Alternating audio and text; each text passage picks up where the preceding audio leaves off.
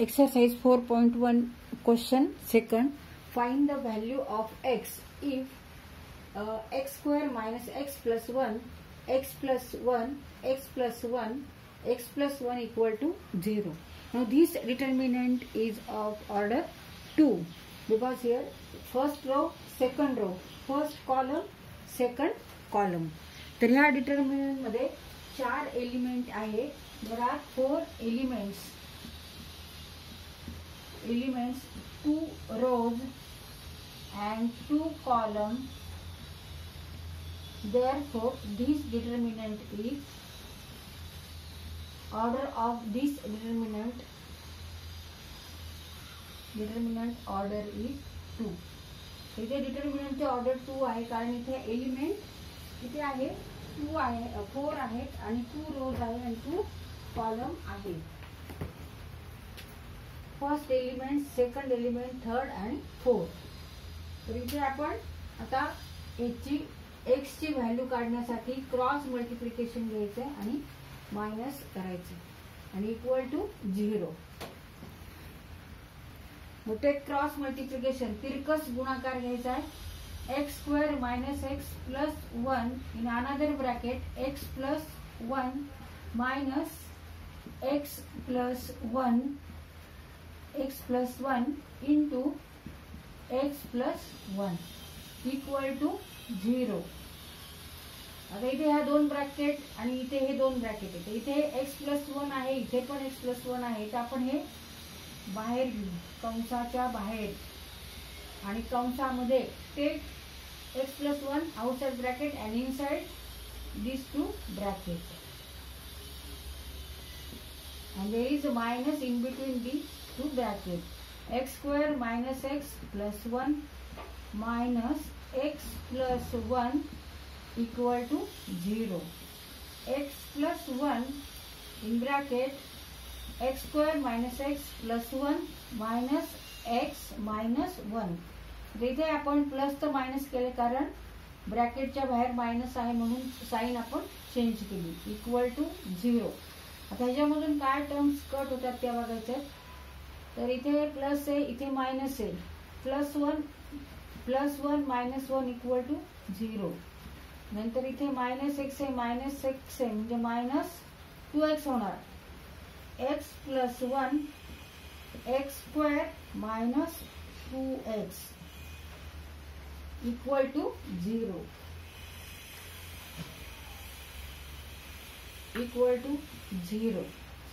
आता इथे आपण x हे कंसाच्या बाहेर घेऊ शकतो. Take x outside bracket and inside remaining terms x minus 2 equal to 0.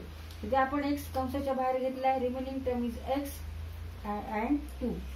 x into x, X square, x into 2, 2x. तर आता इथे आपल्याला 3 व्हॅल्यू मिळणार आहेत एक्सच्या. x equal to 0,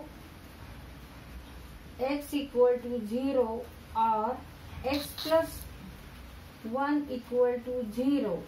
Therefore x equal to negative 1 and x minus 2 equal to 0.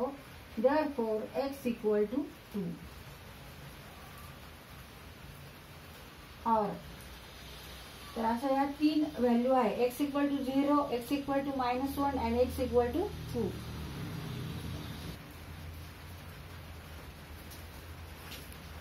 Answer is x equal to 0 or x equal to minus 1 or x equal to 2. आता ह्याचा अर्थ काय होतो. x ची किंमत जर आपण ह्या डिटर्मिनंट मध्ये 0 ठेवली किंवा ह्या इक्वेशन मध्ये 0 ठेवली तर इक्वल टू 0 होणार. किंवा x इक्वल टू मायनस 1 जर आपण इथे ठेवलं तर इक्वल टू त्याची किंमत 0 होणार. किंवा x इक्वल टू 2 ठेवून सुद्धा आपण जर सॉल्व केला, हे इक्वेशन सॉल्व केलं x इक्वल टू 2 ह्याच्यात आपण ठेवून जर सॉल्व केलं तर इक्वल टू काय येणार आहे 0. तर आता इथे आपण पडताळा घेऊ म्हणजे व्हेरिफिकेशन करू ह्या व्हॅल्यू बरोबर आहे का नाही ते. आता x इक्वल टू आपण ह्या इक्वेशन मध्ये 0 ठेवू. X square minus X plus 1 x plus 1 minus x plus 1 x plus 1. Now put here x equal to 0. Then 0 square means 0. 0 plus 1. Then 0 plus 1 minus 0 plus 1. 0 plus 1 equal to 0. 1 into 1 minus 1 into 1 equal to 0. 1 minus 1 equal to 0. 0 equal to 0. म्हणजे ही value right आहे. x equal to 0 बरोबर आहे. आता x equal to आपण negative 1 घेऊ आणि ह्या equation मध्ये आपण घेऊन बघू. x equal to negative 1. x square means negative 1 square equal to positive 1 means 1 minus negative 1 plus 1 negative 1 plus 1. x equal to negative 1 minus negative 1 plus 1. Negative 1 plus 1 equal to 0 means 1 plus 1 into 1 means 1.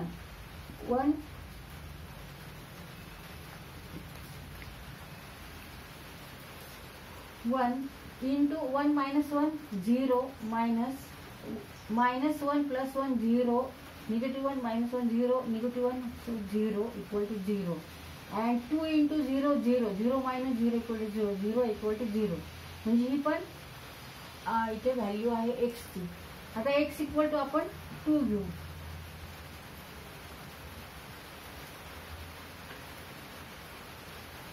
Put x equal to 2.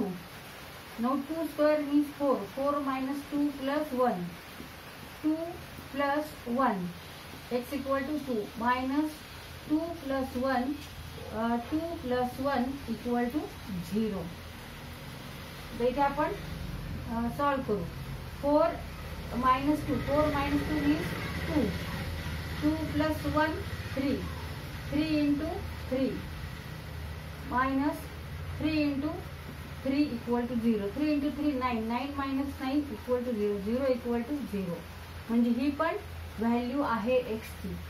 तर इथे आपण हा काय केला, पडताळा केला की आपलं उत्तर जे आपण काढले ते बरोबर आहे का नाही, व्हेरिफिकेशन केलं आपण.